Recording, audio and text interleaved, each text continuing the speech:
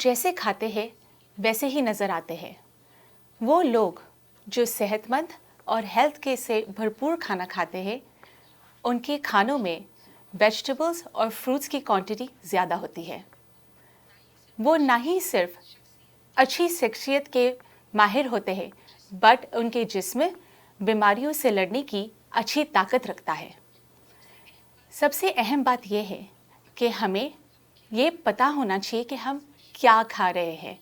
इस बिजी ज़िंदगी में हम बाहर का खाना खाने के आदी हो चुके हैं, इसलिए हमें ये नहीं पता होता है कि हम क्या खा रहे हैं और कितना पुराना खा रहे हैं। इसलिए हम अक्सर सेहत के हवाले से मुख्तलिफ बीमारियों का शिकार हो जाते हैं। आज हम विवेक चड्ढा जी से बात कर रहे हैं, जो अच्छे खाने और अच्छे खाने के हवाले से आज हमें बात सिखाएंगे। Welcome. Thank you very much Shahinta ji. How are you? I am good, thanks. आप हमें बताइए, खाने के what is health according to Ayurveda? Health जैसे कि WHO ने 1946 में आई थिंक डिफाइन किया है, डिफरेंट उसमें पैरामीटर्स लिए हैं, physical health, emotional health, social health and spiritual health, not merely absence of disease. But Ayurveda में हजारों साल पहले एक श्लोक आता है, सम दोषा सम अग्निच सम धातु मलक्रिय प्रसन्न आत्म इंद्रिय मना स्वस्थ इति अभिधीयते। मीन्स सम मीन्स बैलेंस। सो जो फर्स्ट लाइन में सारे फंक्शंस हैं वो सारे फिजियोलॉजिकल फंक्शन हैं, यानी कि आपकी सारी जो एनर्जेटिक फोर्सेस हैं वो बैलेंस्ड हो, यानी कि आपके जो डाइजेस्टिव फायर्स हैं वो बैलेंस्ड हैं, यानी कि आपके जो टिश्यूज़ हैं वो बैलेंस स्टेट में हैं, जो एक्सक्रीटरी फंक्शंस हैं वो बैलेंस स्टेट में हैं। लेकिन उसके नेक्स्ट स्टेप पे उन्होंने लिया है प्रसन्न आत्म इंद्रिय मना, यानी कि joyfulness of soul, senses and spirits. बहुत बड़ी बात लिखी है उन्होंने इन 2 लाइनों में। आप देखें कि उन्होंने पूरा डिस्क्राइब कर दिया। पहली बात तो बैलेंसनेस, यानी कि ज़्यादा भी नहीं होना चाहिए और कम भी नहीं होना चाहिए। हम लोग अक्सर देखते हैं कि बीमार कोई भी हम अस्वस्थ कहते हैं अपने आप को, कारण क्या होता है? हम कहते हैं हम कमज़ोर पड़ रहे हैं या हम मोटे हो रहे हैं। बल्कि बैलेंस थिंग क्या है? बैलेंस थिंग वो है जो आपको एक मेंटेन रखती है उस स्टेट में जो एक नेचुरल स्टेट ऑफ हेल्थ है। So balance of physiological functions, balance in psychological function, balance in spirituality, तब आप हेल्दी कहलाते हैं। एंड आप मुझे बताइए, आयुर्वेदा इन सब चीज़ों में आपकी हेल्प कर सकता है, फिजियोलॉजिकल, मेंटल, एवरीथिंग? आयुर्वेदा एक बहुत पुरानी वेल डॉक्यूमेंटेड साइंस है जी। जैसे हम वर्ड यूज करते हैं रिसर्च। रिसर्च मीन्स दोबारा सर्च करना। Need of the our is कि हम उसको रिसर्च कैसे कर पा रहे हैं आज के पैरामीटर के हिसाब से। उन्होंने इतने साल पहले अगर इन चीज़ों को बैलेंस की बात लिखी है, तो अब आप देखिए प्रॉब्लम कोई भी आप देखते हैं, जैसे मैं पहले भी कह रहा था, हाइपरथायरॉयडिज्म, हाइपोथायरॉयडिज्म कम है या ज़्यादा है, बैलेंस स्टेट है तो वो हेल्थ है।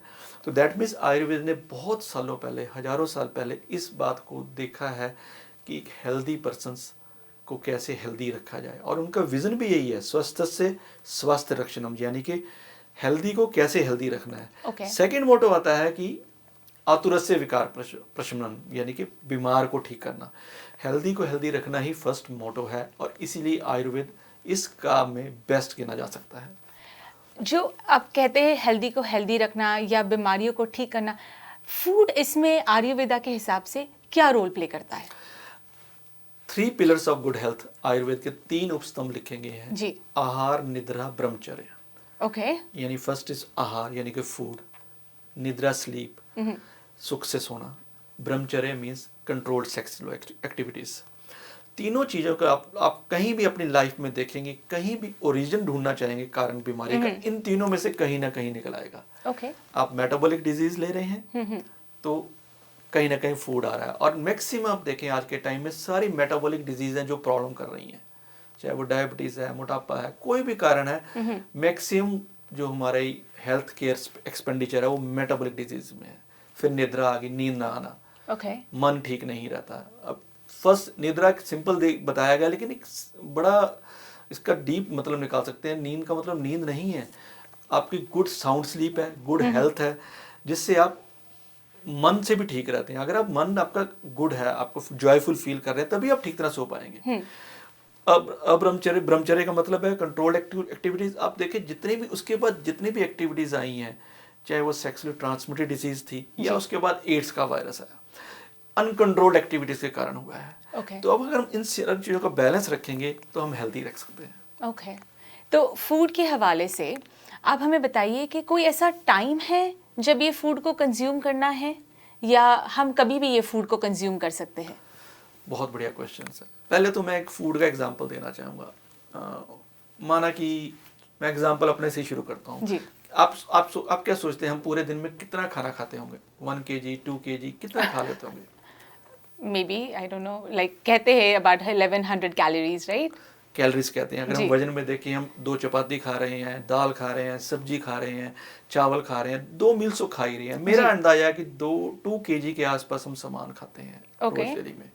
एक्सक्रीटरी पार्ट को हम निकाल दें उसको, तो लगभग हम 1.5 से 2.25 किलो हमारा जो रोज इनटेक कर रहे हैं। ओके।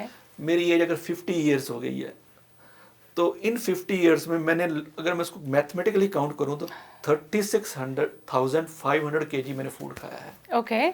36,500 किलो फूड खाया है और मेरा वेट है 70 kg।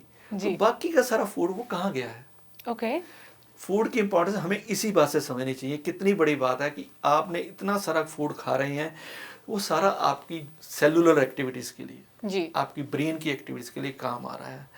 तो जैसा आप खाना खा रहे हैं वैसे ही आपकी एक्टिविटीज़ होनी शुरू है जी। अब 1 साल पहले मैं 70 kg था, अब भी 70 kg हूँ। 1 साल में मैंने इतना सारा खाना खाया। माना मुझे पढ़ाई का शौक है, मैं एक्टिविटी भी नहीं करता हूँ, मैं ब्रेन को ज़्यादा यूज़ करता हूँ, फिर भी मैं वेट कैसे मेंटेन कर पा रहा हूँ?